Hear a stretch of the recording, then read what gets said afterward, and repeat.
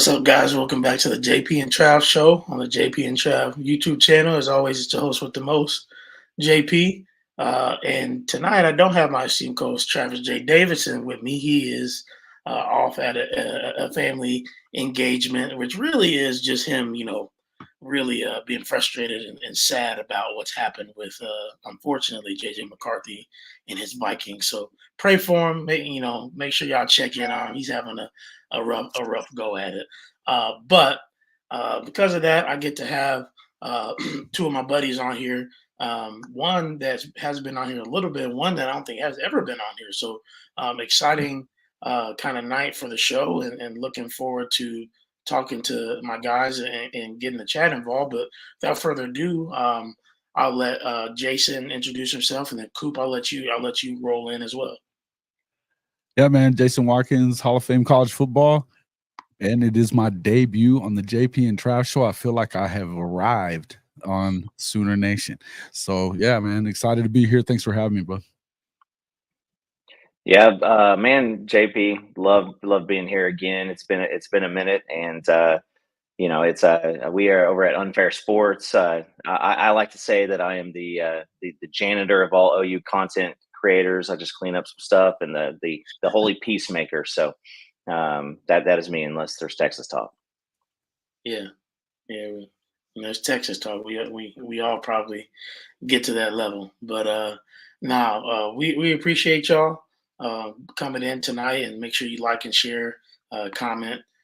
Definitely make sure you like. We have some issues on the liking portion of things, but go ahead and share. Let people know what's going on, who we rocking with in here, and definitely looking forward to tonight's conversation. So, gentlemen, obviously, there's been much ado about the first fall camp scrimmage, and the way people felt like they heard Jackson struggled, and it felt like it was much more that necessarily than the defense is potentially going to be elite this year. So one, I just want to get you guys' opinions on how you felt maybe about the first scrimmage, and then we'll roll on to what we've heard about the second scrimmage that happened yesterday. Coop, we can start with you.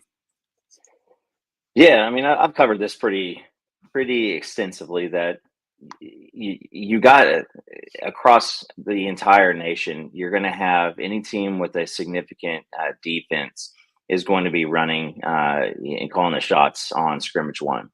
Most of these things are extremely situational. The defense knows the play, knows the audible, knows the bailout. And so if you got a hot read, there's been a big story around Danny Stutzman's pick six on Jackson Arnold. And it's Danny knew the play better than Jackson did. Danny's been in this scheme. He's been in this defense for quite a long time. He knows what the escape plan was. He baited Jackson, and you got a Butkus front runner, and a highly likely candidate. He won, and if you're going to be playing complementary football these days around Oklahoma, you're going to have defense winning some battles. And so, I mean, I just continue to tell folks, like, if the worry needs to come if you find out that the new offensive line and the first year starter quarterback comes out and starts running shop in these scrimmages. That's where we should start worrying. That's where you get those cringy moments of that Kyler Murray Army game, to where we can't stop anything. And so everybody should be excited that the defense is doing what they're supposed to be doing, because they're on schedule. Thanks. Yeah. To me, it's I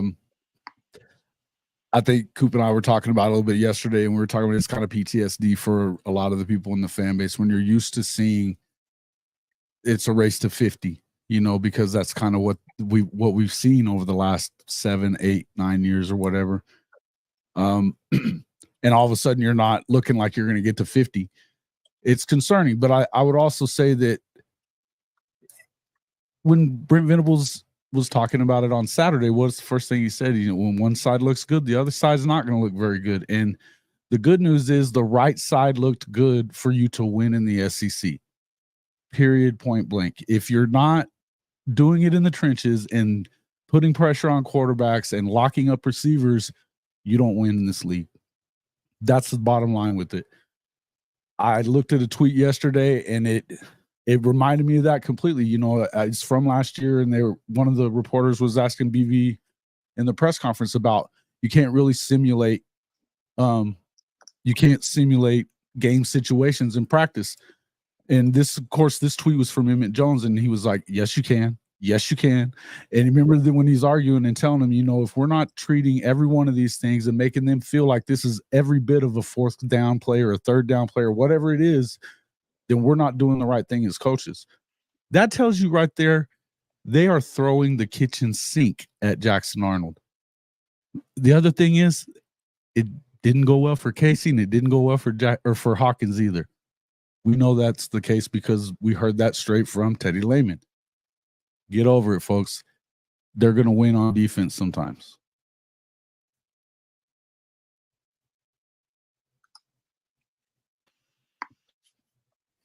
You muted? You double-clicked. Didn't double-clicked. Yep, happened.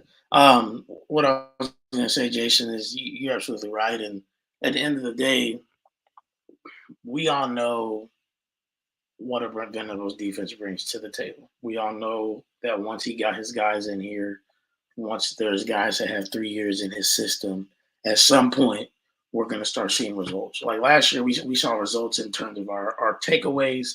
We saw results in terms of the fact that we probably should have had a Thorpe Award winner. Still don't know how he didn't win that, but you know that is what it is. And probably could have had a day two, linebacker if Danny decided to go, but he decided to come back. So like those are inklings of that type of defense. And so you have those two guys come back, and on top of that, you got this young talent that has actually been developed. That's been with Schmitty, that's been being developed under Brent Venables' tendencies and the staff that he has assembled. And you know, while there's been some hit or misses here and there last year, just because of some depth things, that depth is kind of is shoring up. Like there's not really, as Venables said, a drop anymore. Like from 1 to 2, and even sometimes from 2 to 3, which is exactly what you want to see from a very good to elite defense. And when you have that, and you have a guy that, I know Jackson, everybody wants Jackson Arnold to be the guy, and I'm not saying he's not going to be. That's not what I'm here to say.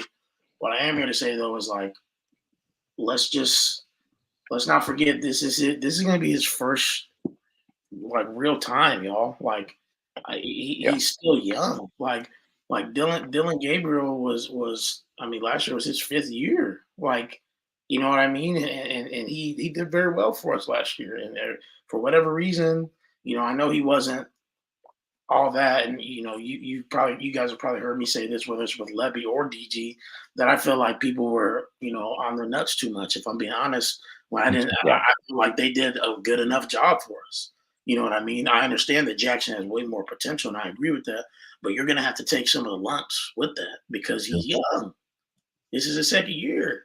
Yeah, he played in a game and a half last year, you know, and the spring doesn't fix that. Like he's not going to be able to go into fall camp against this type of defense and do everything you guys want to see him do. Like you guys have said, if we see this going into the year and that continues to be an issue, he's turned the ball over consistently, he's not making good decisions, then that's one thing. But he's going to be going up against defenses that don't know everything that he's going to do. Maybe don't know his tendencies as much.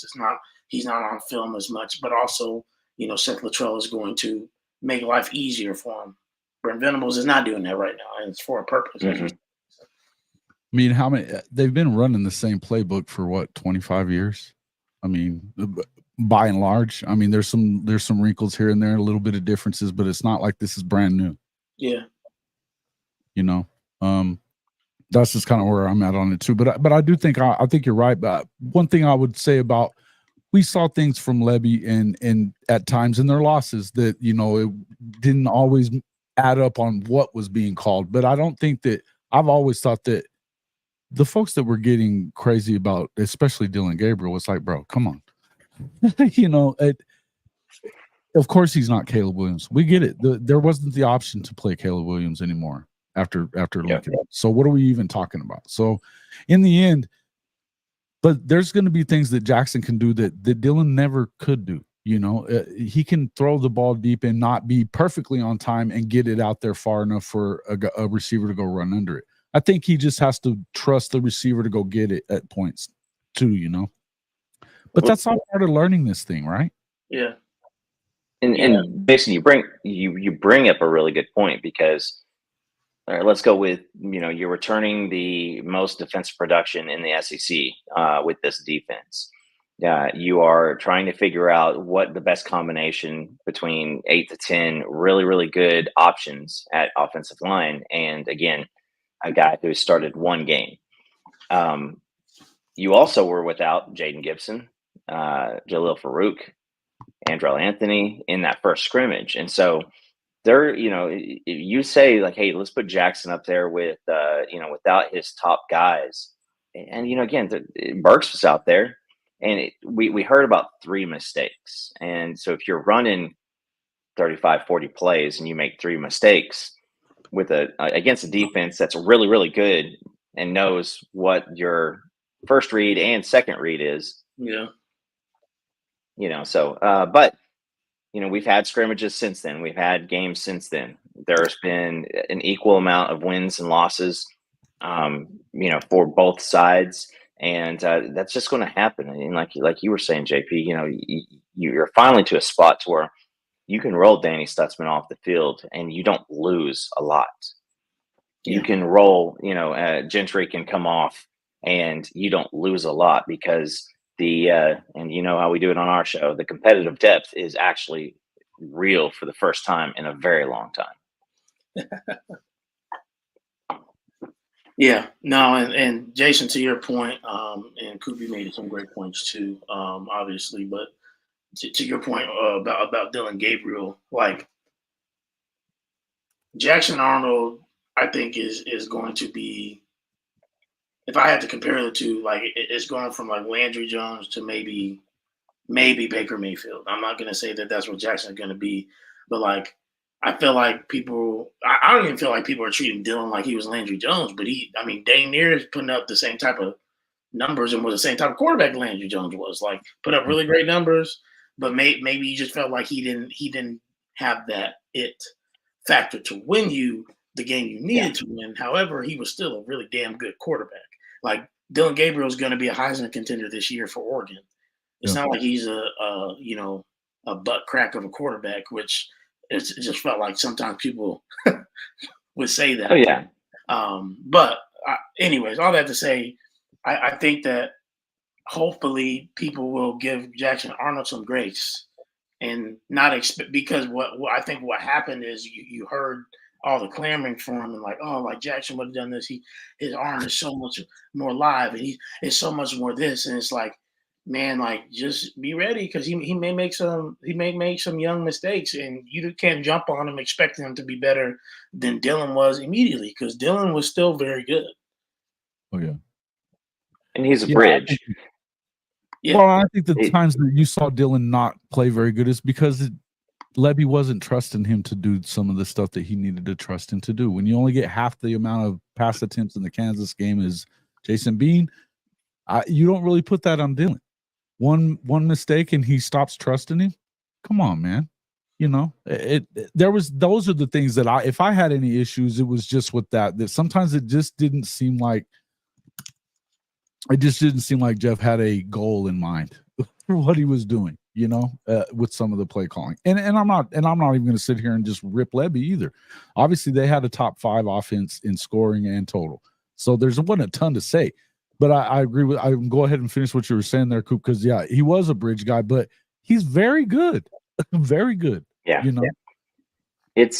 listen. This was all a plan. It's I've heard a lot of the national narratives is it's a big risk to put all your eggs in the basket for Jackson Arnold. Listen, Dylan. The plan was for Dylan to go to the NFL. Dylan know what his draft grade was, and he could make more hopping up to Oregon. And I promise you this: I look at Dylan Gabriel the same way I look at Paul Thompson. He was a guy who came into a spot that he I mean, he saved this program because, I mean, we saw what it was like without him at Texas. Yeah. And then he comes out last year, and what does he do? He takes the field down. He takes the team down the field and wins one of the best, Texas games in recent memory. And so, he's got a a good future. Probably holding the clipboard in the NFL, or playing in the whatever the combo league is now. But, I mean, this guy's never going to be a starter in the league, full time. He's going to be a guy who is great. And if you just look at Dylan Gabriel as a person, I mean, how do you not root for a guy like that? And so, but I think that you look at him too, and you go, all right, well, if you come back here, you're in a quarterback competition, and you have to earn it against Jackson this next year. Yeah. And so, does he have his limitations? Hell yeah, he has his limitations. He's a smaller guy with not a big arm, but like I said, I think he squeezed about as much as he could get out of his out of that year last year. And I don't necessarily think that DG and some of the limitations that he had were necessarily all his fault. I mean, I think a lot of that goes on Levy.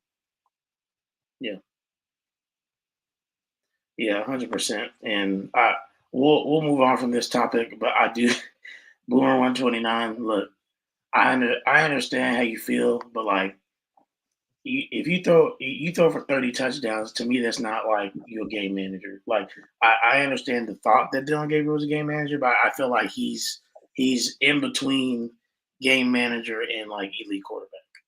I think there's space between there, because he definitely wasn't just a game. Like, you don't score 8 touchdowns in a game and you're a game manager. That just doesn't happen. Right. And I'll just say this, and I know he's been in college for a long time, but you don't leave college football. If he has a decent year this year, he's going to lead passing yards, receptions, touchdowns. He has a chance to break pretty much every passing record in NCAA history this year. You can say what you want about him. No, that he doesn't have Jackson Arnold's arm. He doesn't have Landry's arm. He's not. We know that he's not Baker Mayfield. Guess what? He was pretty damn good as a college quarterback. I mean, would you rather have Dylan Gabriel or Trevor Knight? Exactly, Coop. Thank you. I mean, there's not one. If you say that, I agree. Yes. If you are on here saying Trevor Knight, then you need to go see a psychiatrist or a concussion specialist, because he is a Hawaiian Alan Bowman. I mean, I would say he's right. That's so different. You guys are hating, man. What's up with these two guys, man? Damn.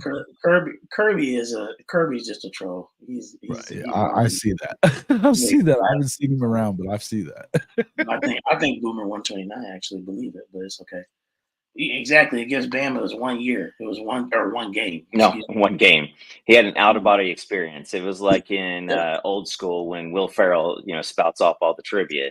Because I promise you, I was also at that game right up front. I was on the sideline for half the TCU game when Baker got the concussion and Trevor Knight came back in, and I thought he was trying to kill the turf. It was some of the worst quarterback play I've ever seen in my life that next year. And so, listen, it's Dylan Gabriel. He's gone. We've got Jackson. He is going to be a young guy. He has physical tools that probably nobody since Kyler has had, and maybe Caleb Williams. He's got the package, and he's going to. But again, he's played in about 6 quarters. Yeah. Yep. A bridge player is correct. Yeah. That's fair. That's what you said to start with, right? Yeah. That's what we said. He's a bridge player. I think, though, a bridge player at Oklahoma is probably different than a bridge quarterback at Iowa. Can we at least? Oh, hell yeah. Think that? Yeah. Because I think that's what. Oh, because he's a bridge player, it means like bridge player at Oklahoma. Like, you're talking about, we've had elite quarterback play. So even being a bridge player at Oklahoma, you can go to Oregon and start. Yeah, I mean, we saw Cody Thomas, who is what Keaton is asking about. Cody Thomas, he couldn't get it done. Belldozer, he was a tight end, posing as a quarterback.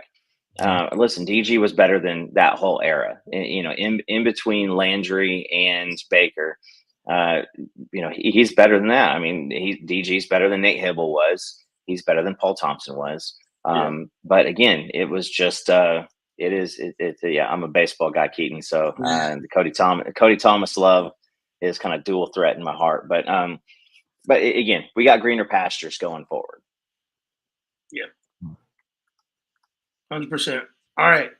Last thing I wanted to really chat about tonight was just obviously we saw, I don't know if it was last night or just whether it was yesterday morning, but there's some movement on the Texas front of them potentially getting another tackle, and then you start to see crystal balls a little bit roll in for Fasusi towards the OU side. And so how are you guys feeling about that? And, maybe some conversation you've had. And then after that, we'll let the chat roll with it. Chat, you guys can ask us questions and we'll dive in from there.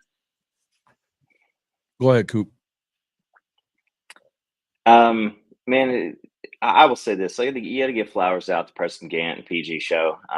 He started a relationship with the Fasusi train, probably, close to 2 years ago. He stayed pretty close with him. That, he's had a lot of the conversations. He will claim that, he's known that it's OU the whole time. I'm not going to go there because I think that there were times that I thought, well, maybe this is up for grabs. And I'm just going with here is when the last visit happened with Fasusi, I went on our Discord. I think I said it on our show that everything was set. Every question he needed was done. And anything that happened by any other university was going to be reactive. It was never a bidding war. I do not believe that it's ever was a bidding war. It wasn't about the NIL. He knows what he's worth. And in this day and age, you got to know what you're worth. But this is a good kid. This is a good kid who wants to come in, contribute for 3 years, and he's going to bounce to the league. So you saw that. Let's see, who was it? Brandon Drum put his in kind of on the live show last night. A lot of the notes that I've seen kind of floating around, most of the message boards, Fasusi's not talking. He hasn't been talking for about 3 weeks. And so at this point, you kind of have to piecemeal pieces around. This guy's going to be a Sooner. I don't think that anything that we say definitively or not is going to change that. And I've not talked to him specifically, but I've talked to a lot of people close to him. And if he's not a Sooner, it will literally be one of the biggest okie dokes that I think I've ever seen. And it's not in the same category as a David Hicks. That was a completely different deal. So I don't want, when people compare the David Hicks situation, it's nowhere near. But he knows what he has. He knows he can come here. Bill Beanbo and the staff has kept this relationship going for damn near 3 years. Mm-hmm. And so he feels comfortable. He knows what he's getting. The cadence hasn't changed. I know for a fact that we've had parents having conversations with him and his family. And, he's got one of his best friends, a guy that's going to be playing with him for the rest of this year. That's already committed in Sean Hutton. So, I fully expect that in 6 days, it's going to be crimson and cream. Yeah, man, I've been listening to you and PG the whole time. So shout out to PG. Shout out to you. You guys have been on this since day one. I never at any point have been concerned about it.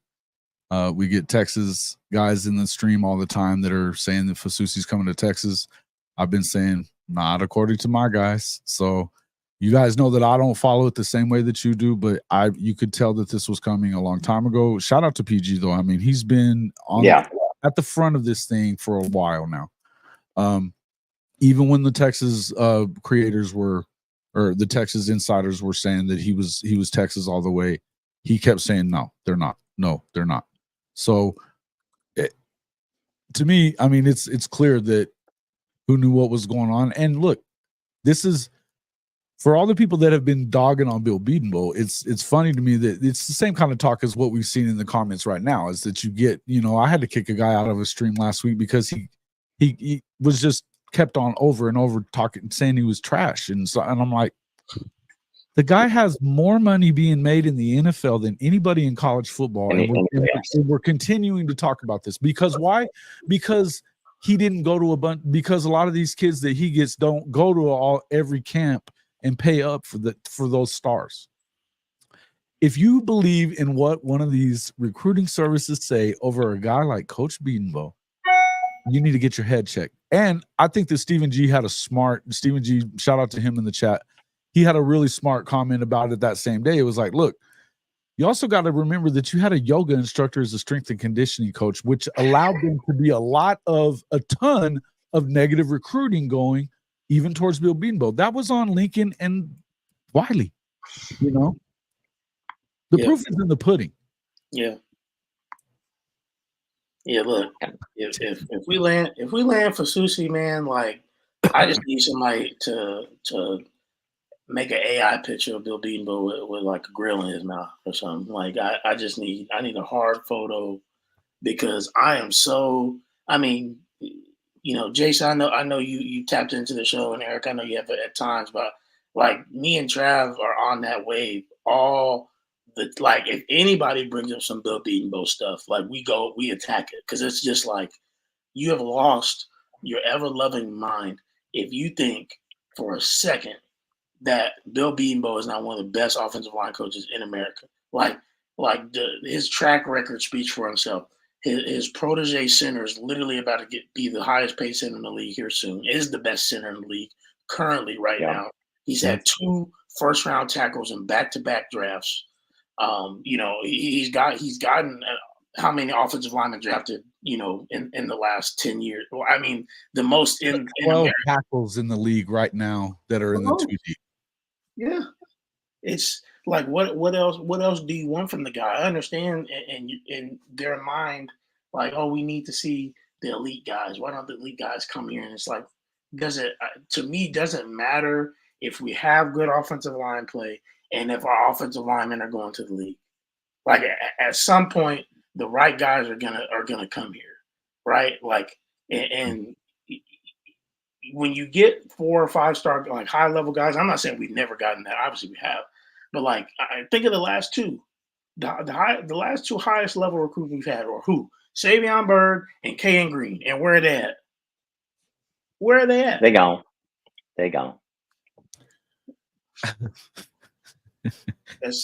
It's just like, what I mean, you really trust these guys whenever Ryan Foji was in the 400s when he committed and now he's in the top 100?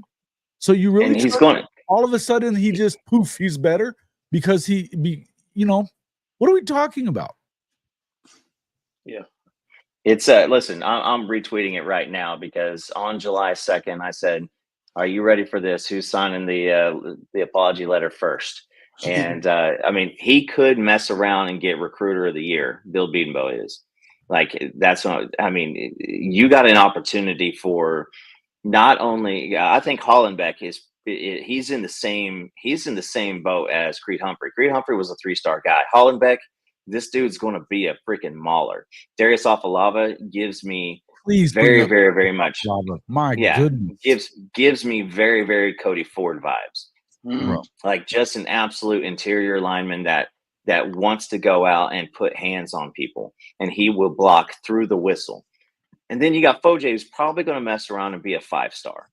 And so now you bring in Fasusi, and listen, guys, don't be surprised if the name Lamont Rogers starts popping up again too, because he's going to have both Sean Hutton, who is going to be a preferred walk-on. This is a guy who could go be a scholarship player somewhere else, but he's coming here because of the development. So, I mean, he's going to have 5 guys in tow, and they'll circle back with Lamont because his boys are going to be there. And so OU, Bill Bedenbaugh has more money being made in the NFL by his offensive linemen than University of Texas has cumulatively. That's all together, every player. And guess what? I did the numbers. Yeah, that's dope. That's amazing. I mean, yeah, all you got to do is look at their recruiting pages. Fasusi and Foji, they're both 6'5". Fasusi's added added weight. They were within 5 pounds of each other, a month or so ago. He's almost up to 300 now. I'm not saying that Fasusi's not better, because he might be, but the truth is, what are you really grading him on? Because if he can jump up 300 places after he commits, and then you start looking at the guys that everybody else that's offering him, that's way more important to me than the stars. I don't give a shit about that. And it should be way more important to every player there, because guess what? If if Alabama and Georgia and everybody else wants me, I'm probably pretty good. Yeah. And hey, listen, I'm gonna say this too, is don't sleep on that 24 class, because they got some dogs in that 24 class in a season that was really sparse. Isaiah Autry, listen, if you do not understand that this guy is going to be somebody, he is going to be a mauler. EPL is already showing out and getting tossed around in some different positions because his athleticism. You've got guys all over the place. Akunkumi needs to get healthy and learn what football really is, and then that guy's going to all of a sudden start unlocking different levels of his talent. Aya Sosa has been working as the past couple of days. You've had Hickman out, a little banged up. So Bates has been rep 1, and Aya Sosa has been running center for the third team. And then Eugene Brooks, that guy was owning folks in the end of the year, and at the end of the year for the recruiting season. So the offensive line that drives people nuts right now is you don't have 3 or 4 guys returning from the year before that you know about. It's just a question mark, because none of us have seen them. But tell me this. So this is my new thing, JP. I think you might love this.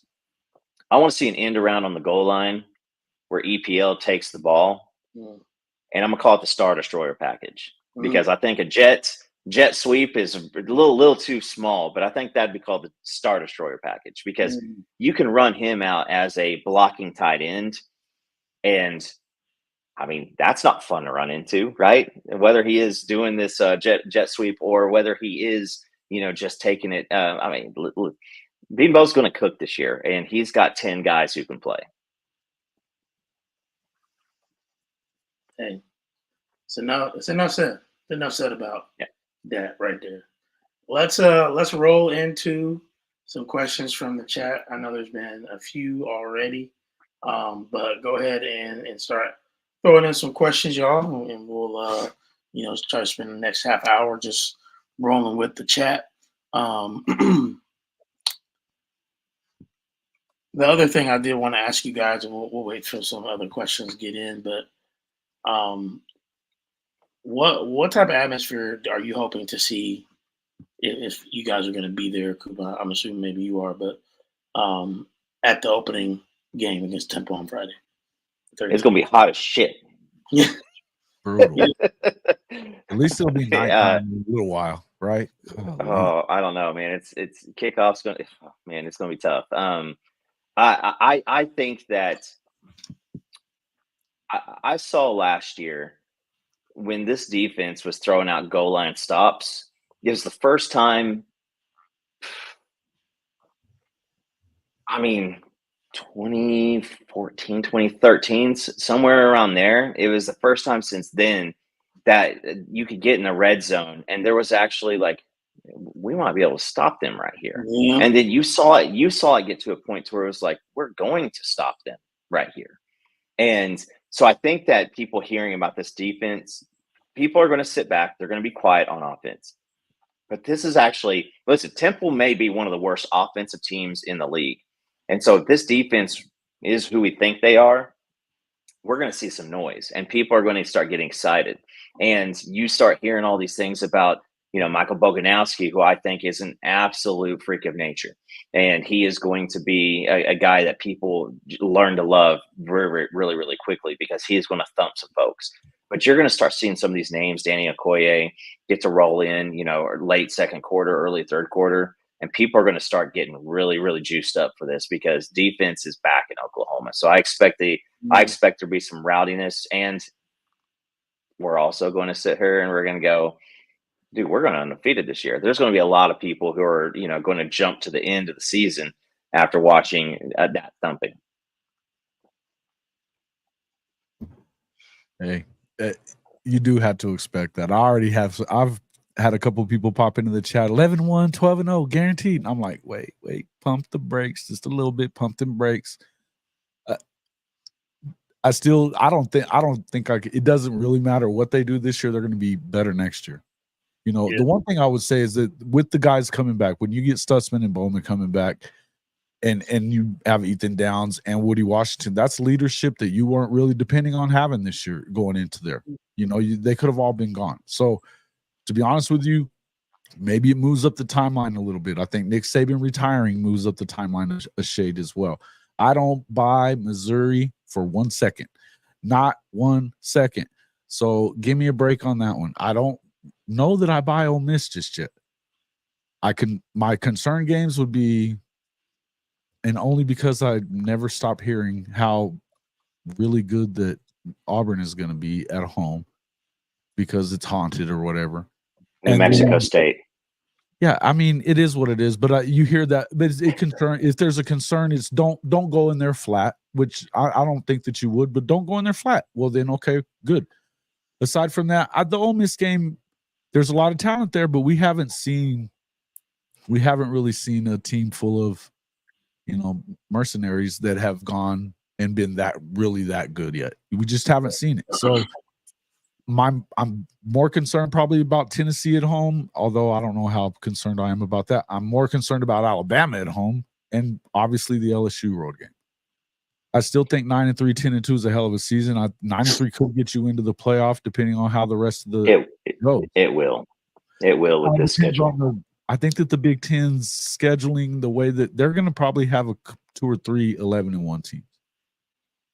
That concerns me. You think so? Yeah, because if you look at Iowa's schedule, there's 1 loss on that schedule. 1. Yeah, but I'm just saying is you look at those schedules, you look at this murderer's row of games that Oklahoma has, and that's going to come into, because guess what, Jason? We are in the SEC now, and that SEC bias is going to get us our flowers, and we don't have to worry about it, hurting us. It better.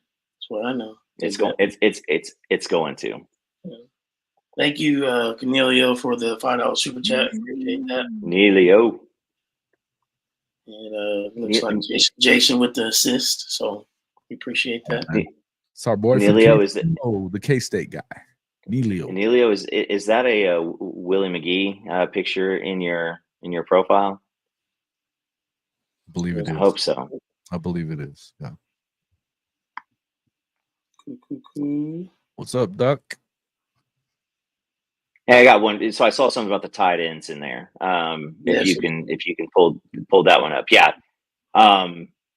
So from some of the stuff that I've had the opportunity, Nilo, me too. We can talk offline about Cardinals because right now I'm a little frustrated. But yeah. So listen, some of the stuff that I've seen, you've got Bauer Sharp. If you listen to the Oklahoma breakdown from yesterday, they hit the nail on the head. Bauer Sharp he's a slider guy, and a lot of people were really, really worried that he would be a good athlete, but how's he going to do on the blocking? Bauer Sharp likes to hurt people. He likes to block. He's somewhat insane. He's got a little crazy in him, and so he has an absolute desire to be out on there and play that full tight end position.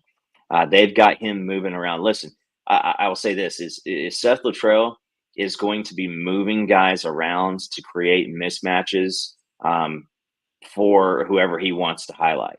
I've seen some stuff where, you've got the Bauer Sharp rolling out. You had Jake Roberts flexing out, and then the backfield emptying out to create one-on-ones for wide receivers. Woo! Guys, the motion is in the ocean. Like, these guys are going to be doing some stuff, and Jake Roberts and Bauer Sharp are going to be your 2 number 1 tight ends, and Caden Helms is healthy, and Caden Helms flexing out creates some mismatch issues, and he's another one of those guys. It's just the availability is going to have to be the big thing for him. But listen, we want to run some 12 personnel, and that's, one running back, 2 tight ends. We want to run a lot of 11 personnel, and that is going to happen. And that, so the tight end will make an appearance back in the Oklahoma offense again this year. Yeah. What you like to see? What are we talking about? The tight ends right now? I was answering a question in there about he said something about, oh yeah, how are we going to be better when we are going to lose NFL players like Danny, Billy, and Williams? I say the year after that we're probably better. I think the guys replacing them had a higher floor. Yeah. I mean and then you get another year to learn that you don't have to be that guy. You don't make those same mistakes that they made as they were coming up. So, I mean, you don't think that Lewis Carter is going to be that dude, or Samuel Omosigo is going to be that dude, Kip Lewis, Kobe McKenzie. We got guys. Listen, it's another year even for it's another year for Jaron Kanik to figure it out. Yeah. So facts. You guys want a hot take? Yeah, go ahead. I got a hot take for you, and if you break it down, and this is not homerism, this is just seeing what I've seen. I think the starters on the offense have lower ceilings and are less athletic than some of the 2s and 3s. They just been there for longer, and they know the defense better. And so, last year when Stutzman went out, there was a lot of there was a fall off because Kip hadn't really ever gotten some real time in there. This year, I mean, Stutzman's going to be able to walk over the sideline and be another coach, and you're going to have multiple guys at that linebacking core who are an absolute upgrade when it comes to that. And the 11, 12 pounds that Kip Lewis added this year, it's maybe the most important weight gain on this team. Massive. Kip's a future star. It's a fact. He is. Dude, he plays like he's 20 pounds heavier anyway, right? I mean, the dude's a dog. And his instincts at linebacker are unbelievable. There's no two ways around it. But man, Lewis Carter, it's like he got shot out of a cannon every time he's on the field, right? I mean, he just moves so fast to the ball and get a lot of violence to him. But I think about some of these cornerbacks that, that they're on the verge. Makari looked like he was really close last year towards the end of the year. He made some mistakes here and there, but he played pretty well at times. Then you got Jacoby Johnson, who that dude's a straight up athlete, But you get to learn a little more from guys like Gentry, and you get to learn from, I think that the bringing in the kid from San Diego State, huge move, right? He's that guy that can it just gives you more ability there. And I'm still under the impression that, especially after seeing a one-handed grab the way that we did last week, hey, Peyton Bowen could play corner if you needed to. I mean, he can run with anybody. He tracks the football. I mean, I think it's kind of positionless out there, right? That's what Coop's been talking about a lot lately. But the secondary is kind of positionless. I'm not concerned about any of this. I think that this defense is ready to go be completely elite. Yeah. Completely elite. I mean, fellas, really to put a bow on it, from 2015 to 2021, let's call it what it is, the Riley years, it was always, how are you going to replace this guy on offense? And then we always did, because we had elite talent at that time. This is about to be the same conversation with the Brent Venables defense. How are you going to replace Danny Stutzman and Peyton Bowen, Billy Bowen, when we have these guys coming up? I mean, how many times do we get asked, oh, you're going to replace Dede? Oh, you're going to replace CD? Oh, you're going to replace Hollywood? Are you going to replace Baker, Kyler, Jay? I mean, you're going to replace Samaje, Joe, Rodney? I mean, that's just what it was. And I will say, bringing those names up, let's imagine here, everybody just go on a trip with me. Can y'all imagine if Joe Mixon and Samaje Perine decided to come back for 2017? Oh yeah, they both could. Like Samaje Perine is the all-time leading rusher, and he only played 3 years. He played 3 years. Like, he didn't redshirt. He Straight played up, 3-4 years. And here, Jared carries a lot of that 3 years too. let me bake your noodle here. What if the Big 12 doesn't make Baker sit out a year, and we don't have the Trevor Knight, Cody Thomas? Then Heupel might be our head coach right now. Oh my gosh, I know. That's a good point. So, I mean, you got to think that. I mean, that's another one reason to double bird the Big 12 as we roll out is, there's, all we wanted to do is play Nebraska at night. All we wanted to do is not kick off at 11 a.m. every single morning. And so, I mean, but hey, listen, this is a new dawn. It's got great stuff. Yeah, I see somebody in here, my boy talking about Eli Bowen and Devin Jordan. Eli Bowen, guys. Eli Bowen is that guy he's different. Yes. Peyton has the athleticism and he's got the height and everything. Mama Bowen's going to try to come in with me and do one of the parent interviews. We're trying to figure out a time on that one. But I mean, Eli's showing up. Vickers has been dealing with some health issues, and so hopefully we can get him straightened out. But it's allowed him. And then Devon Jordan, most of the notes around him all year is nobody's outworking that dude. Nobody can outwork him. No. Like he will not lose a race. He will not lose anything. Yeah, and even Jeremiah Newcomb too. BV brought him up early in that conversation. I think he likes to drop a lot of names if he can, but it was Eli and it was Jeremiah Newcomb. And if you remember anything about his daddy at Nebraska, that dude was a dog. And this kid, he plays on the other side of the field, but Bobby Newcomb was that guy. He was. And I see JB here talking about Eli getting a little honey badger comp. And Eli's running some cheetah right now. So he's guys, it's again, let's be that guy. I'll see this cheetah and be that small, bro.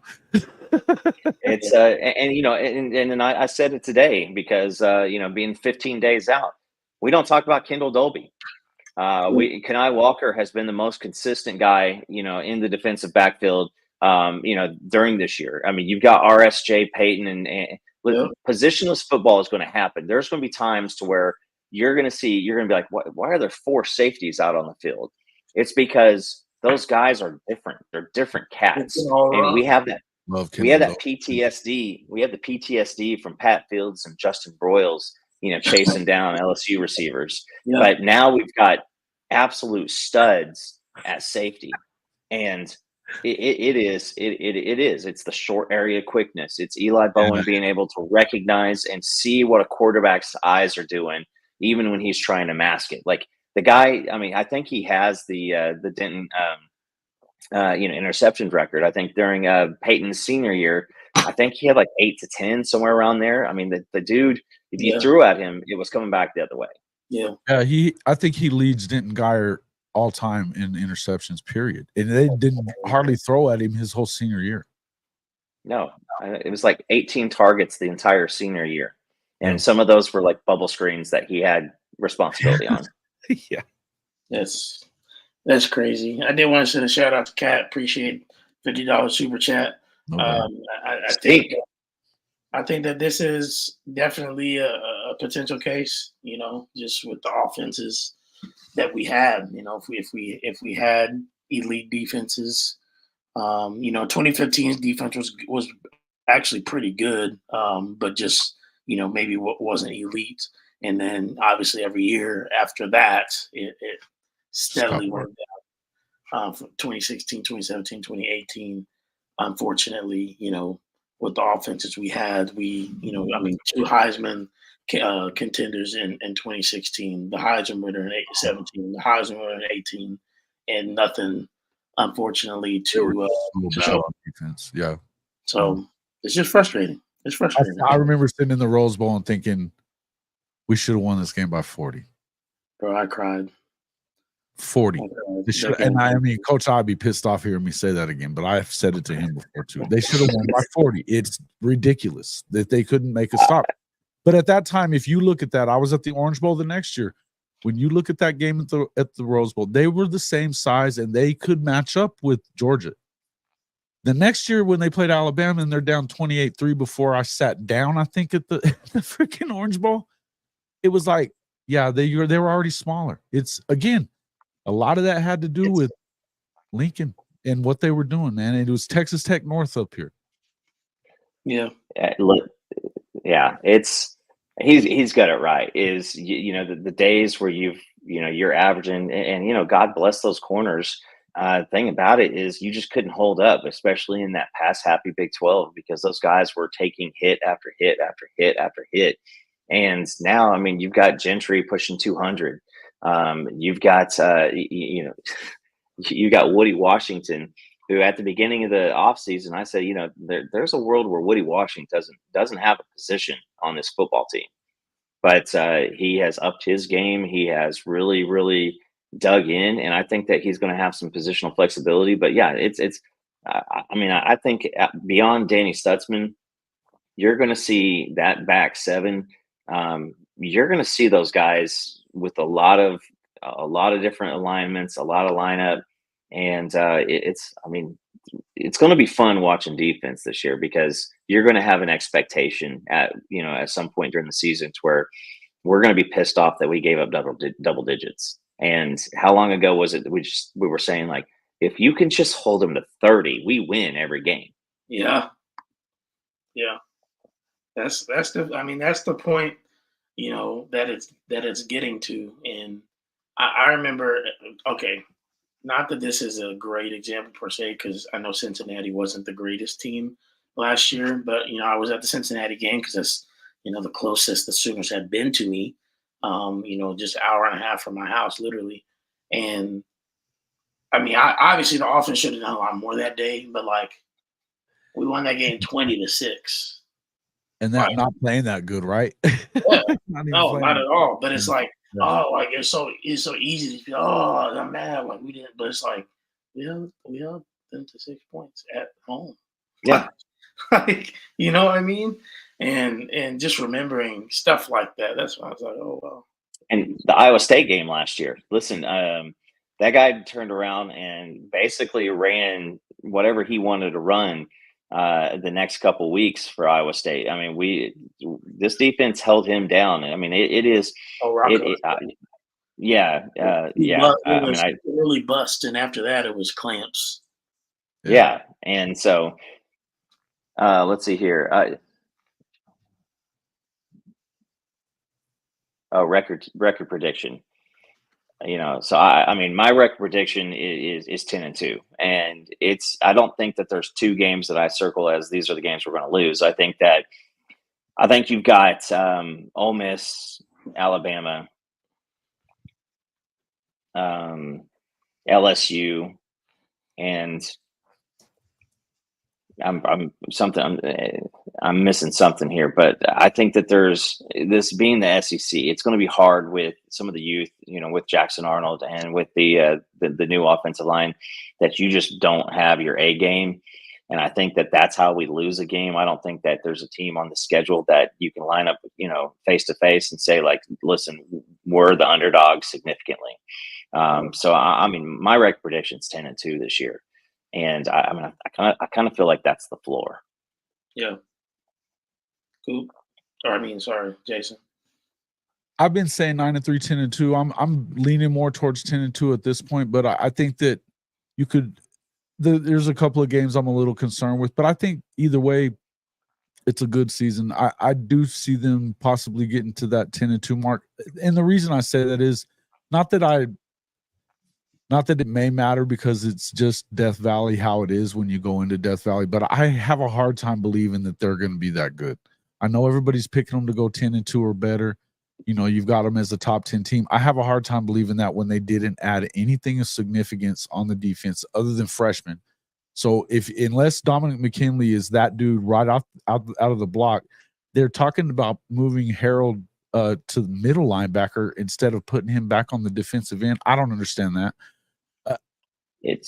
If they're not desperation or close to, I think they're going to be fine on offense. I don't think they're going to be Jaden Daniels and the guys that they had on offense. I just don't think so. So if they're not the same and they're not significantly better on defense, which I don't know that you are, I don't know how they can be that great. I think it's a winnable game. But I do think Oklahoma can win every game on their schedule. I do. Doesn't mean that they will, but they could. So I expect them to be in the playoff. I do. I can see them being 10-2. I expect them to be in the playoff. I wouldn't be that surprised if they play for the SEC championship game. I have a hell of a lot more trust in them than I do in sorry-ass Texas, who lost a ton of guys, and supposedly we reload and we're better. I don't buy it. So even though they got the JV schedule, I still think they're going to struggle. Yeah, I'm a 9-3, 10-2 guy as well. I think 9-3 gives us a decent shot. I think 10-2 is almost a lock. For a playoff spot, even if it's like sitting at 8, 9, 10. But that's really all you can ask for. I mean, we have a supremely tough schedule, and I think that if we can beat a Tennessee, if we can beat Auburn, even there at Jordan Hare, if we can get those two kind of right off the bat rolling, I think gives us some confidence. Because that last stretch is really tough. I mean, going to Missouri, and I know they're Missouri, but they still have pretty good offense this year. You go into LSU as well. You going to Ole Miss, Alabama's coming to town. Like that's a schedule, and so I think we have the ability to do those things. I think something catastrophic has happened, whether it's injuries or whatever else. If we are in that 7-5, 6-6 range that some people are predicting, so that's where I'm at. And listen, I know that Texas is a rivalry game, and we have been head and shoulders in front of them and struggled. But guys, I'm just saying, Texas is closer to 500 than they are 10 wins in my mind. And I've felt that way for a good amount of time before these running back injuries. But now you are trotting out tight ends, wide receivers, and linebackers to take snaps at running back. They returned 8 catches from a year ago. They have 4 guys who've ever caught a pass at all. So you now have under 900 yards receiving experience coming back to your team, now under 400 yards from a rushing standpoint. And the first time that you fielded a team that could stand up and play with anybody, every difference maker is gone.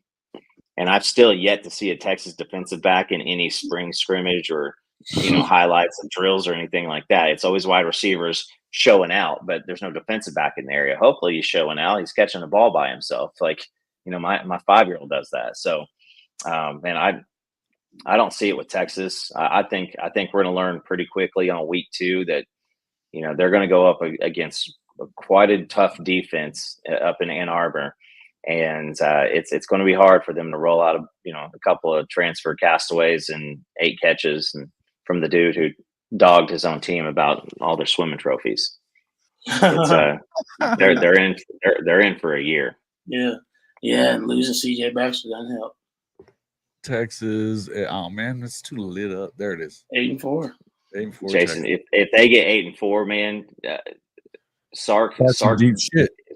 Sark had. I mean, listen, 8-4 with what they're going to be dealing with. I mean, Sark may have made a deal with the devil if they get to 8-4. Yeah. I gotta add to this. Rhett Bomar is a college football legend. Oh, he's legendary. All right. He's being tongue in cheek. He's being tongue in cheek. He's such a troll. I love it. He's such a troll. Hey, he'd still be our quarterback if it was this day and age. That's facts. I agree. I'm not even hating on what happened. I think that was stupid, but it was, obviously. Hey, the other question that was up there, what was it? Tennessee has one top 10 win, the Garrett Bulwers, in the last 8 years. What kind of dog fight do you guys think will be in with them? Listen, I think their defensive line is really good. I don't trust their secondary. I don't think anybody does. Right? So that's the test you get. This is your first big test for the O-line that everybody's so concerned about, except for us. That's the test. What I would tell you is, if let's just think about this for a second. Jackson Arnold was National High School Player of the Year the same year that Nico came in, right? Same year, same graduating year. He was the number 1 ranked guy. Well, I guess Arch was, but whatever. Anyway, if he's struggling in practice and he sees this defense every day, and Nico's not going to see a single set in the first 3 games that he'll see in that game, what do you think's going to happen there? I think it's a long day for Nico Iamaleava, and I think he's a hell of a player. Not that day he won't be. Hey, listen, Nico, we get Nico right place, right time. And I think my boy Cody has said it multiple times. A lot of guys in our Discord said, you get that's his first test is you got to come with a full toolbox defense for Brent Venables. Yeah. That's not an envious task for anybody. And I don't care who it is. They got the transfer guy out of Tulane, Brazel, he's a taller guy.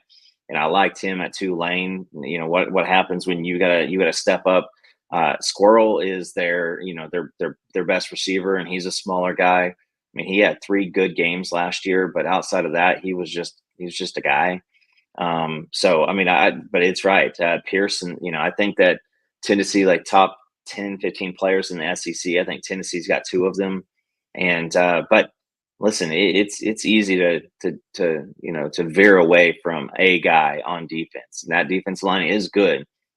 I have a really, really good feeling that our defense is going to put us on a short field more than once.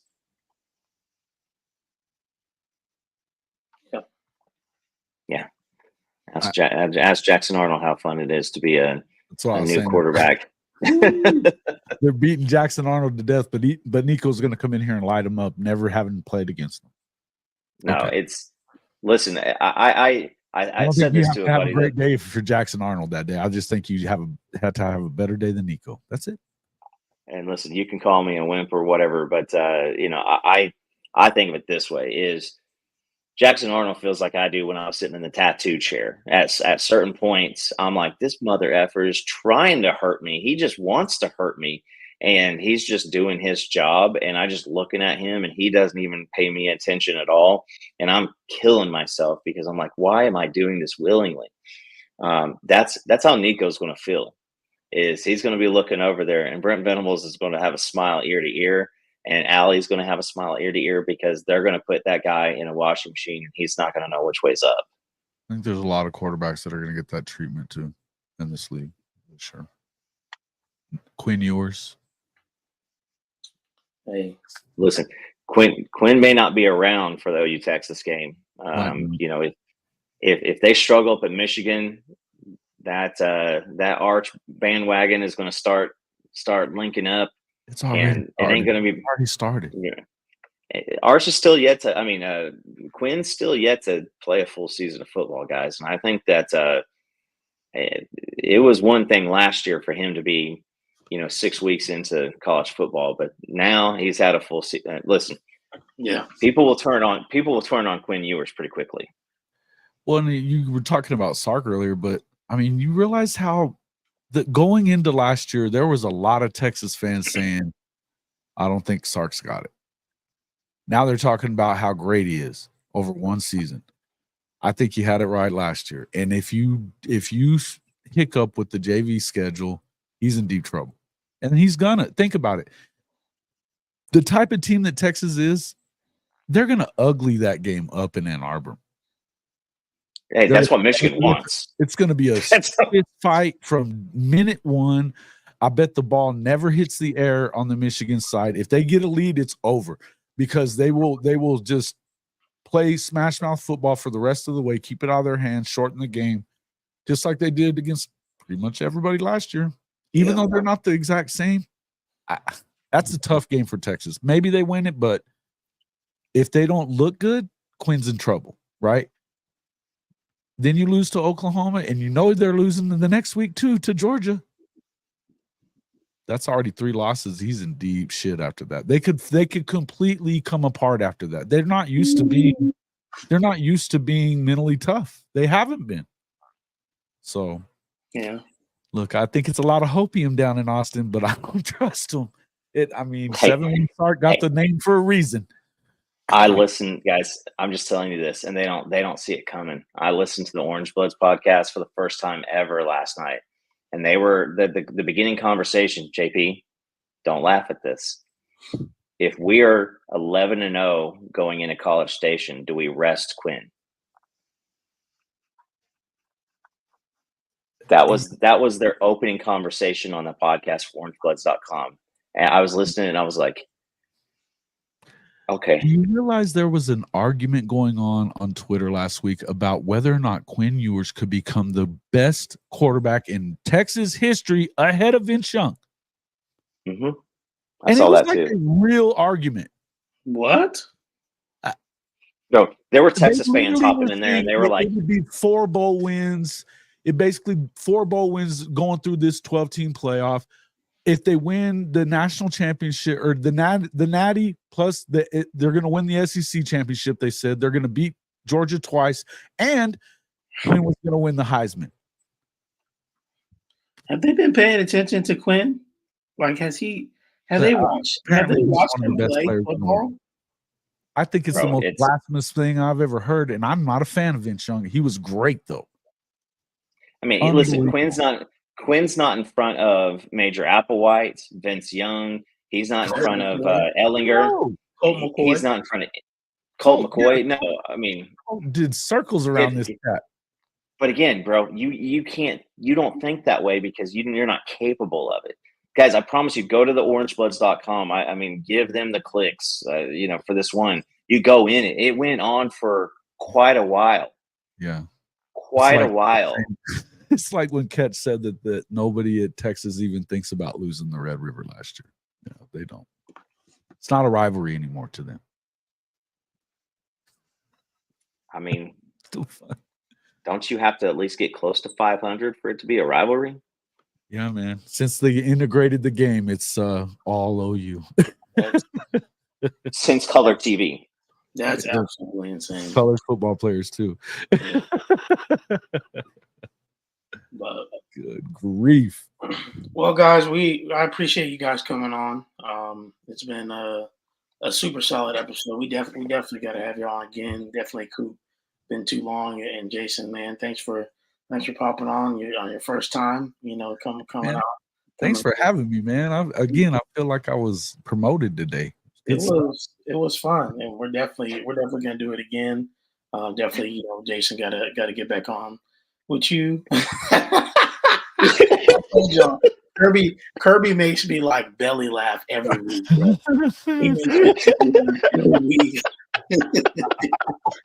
Diabetic Charles Xavier is insane.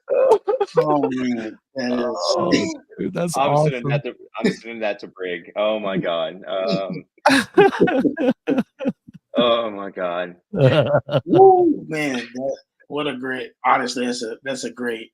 Good ending. Yeah. Hey, as Steve G pointed out, before we head out, guys, Jason, I'll let you go first, and then Coop. Man, tell these people where they can find y'all. Plug yourself. Check us out in the morning. We'll be on at 10:15 Eastern in the morning on Rise and Shine College Football. Guys are welcome in. The guys that haven't been around, I've seen a few people in here that don't usually watch the show. So pop in there and check us out. We'll be probably have Coach I on.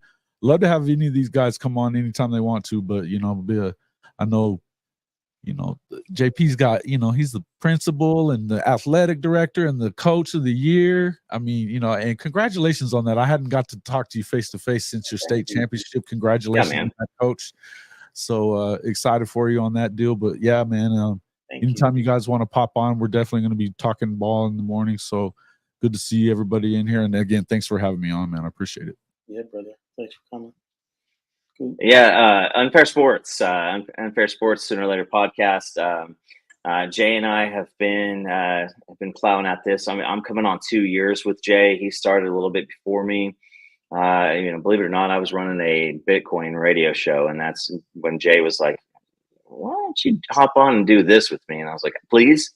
So it's been pretty good, man. JP, I don't know if you saw, I got to do some of the parent interviews with with some of the players' parents, and it's been a really, really cool series. Just hearing that it's legit, like what we hear about this coaching staff. It's not like a pitch; it's a way of life, and so getting to hear some of that stuff. The last one did with Don Williams' mom, and just some of the stories that she told, like Brent Venables jumping in the back of the Escalade instead of sitting in the front seat, and showing up to Dom's a hotel room the day after the spring game with donuts at like 7:00 in the morning. Just some of those stories. Just, I mean, they're so freaking cool. But check us out, Unfair Sports. Unbelievable videos, by the way, you've been doing with all the parents, man. Good stuff. Yeah, I need to check them out, Coop. I haven't got lucky. Had a chance. Like Jason said, man, I'm knee deep in 10 things. Athletic stuff at the beginning of the year. We got our first volleyball games tomorrow and stuff like that. So I'm kind of in that space. I only get on Twitter for like 20 minutes a day right now. So probably good for your mental health, brother. Yeah. Thanks, Garrett, for the ending. Garrett super chat. We appreciate that. And then Steven, y'all know the running joke because I went to an apple orchard, with my wife. Maybe during Red River. I watched the game. Look, I watched the game. I've always been that. I can tell you everything that happened at the four overtime game and then the Caleb Williams game. I definitely was at the apple orchard with my wife. But in context, you have to understand that on that day, and again this year, unfortunately, I host the state championship cross country meet at my course. And it unfortunately has to fall on that day every year. So me trying to be a good husband, my wife was like, I ain't seen you all week because you've been, and so can we just go? And I was like, all right, fine. I went, and it was cool, At the end of the day, I love y'all. Or excuse me, I love her, not y'all. So, Facts. Hey, make sure you gotta do what you gotta do, bro. Happy mom, happy wife, happy life. Hey. Yeah, I mean, I tell you what, your wife and your life ain't going to be on DVR, and that game will be. So, 5,000%. But I know it's all jokes, but I'm just saying, man, I'm gonna be a good husband first. I love y'all, but I love her more. So, hey, JP Appleseed, that's what I love. JP Appleseed, that's great. We can, I'll wear the banner with pride. I'll wear it with pride, They shoot jumpers on you, man. They shoot jumpers on you. I'll bring an apple with me. I will. They're dropping them from deep now. They're dropping them from deep. My boy in Vegas would be like, "Them dudes are in range when they get out the car." Oh man. All right, guys. Well, appreciate y'all. Appreciate everybody in the chat. Love y'all. Thanks for the support through everything. And man, we'll be back here next week. And by that time, man, we'll be close to game day. We'll be just about 8 days out next time we talk. We'll have Fasusi on board by this time next week. Hey, that's what you like to hear too. And when that happens, we gonna be all over Twitter. Trust me. We'll be in both receipts. Everybody, receipts. That's right, Jake. Receipts. Lots. It's a whole roll of them. All right, y'all. We'll see y'all next week. Boomer.